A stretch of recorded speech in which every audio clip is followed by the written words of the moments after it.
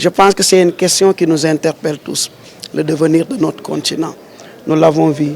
Indépendance entre guillemets, 1963-2021.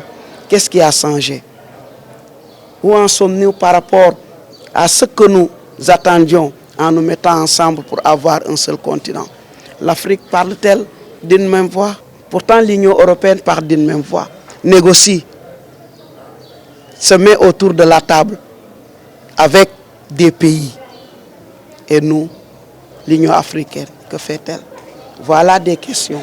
Parce que nous savons que c'est des questions sur lesquelles, impérativement, nous devons être ensemble, avoir des synergies d'action pour pouvoir impacter et orienter un peu ce que nous voulons que cette union soit, ce que nous voulons que notre continent soit. Nous plaçons cette journée sous le sceau de la lutte contre le racisme.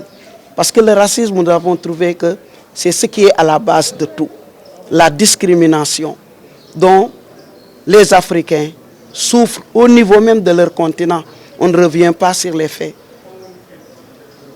Mais on a tous constaté ce qui s'est passé en Afrique du Sud, ce qui s'est passé au Rwanda. Le racisme à l'intérieur de notre continent, il faut qu'on en parle. Il faut qu'on cherche des solutions. Il faut qu'on se respecte nous-mêmes.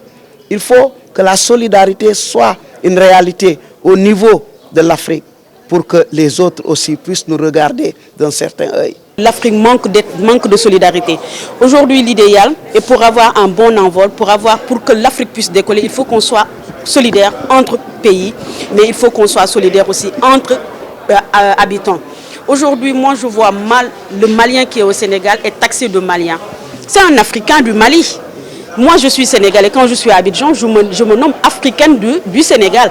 Donc, tant qu'on n'arrivera pas à ce terme, moi, je dis que l'unité africaine tardera réellement à s'implémenter réellement en Afrique. La solidarité, il faut qu'elle soit de mise, de rigueur d'abord, mais aussi il faut qu'il y ait reconnaissance entre pays.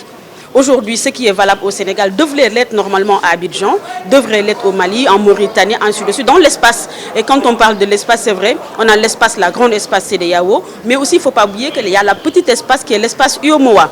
Et cet espace UEMOA joue un rôle très important, super important même dans l'unité africaine, puisqu'il joue le rôle de l'intégration. Donc il est l'organe intégrateur de l'Afrique.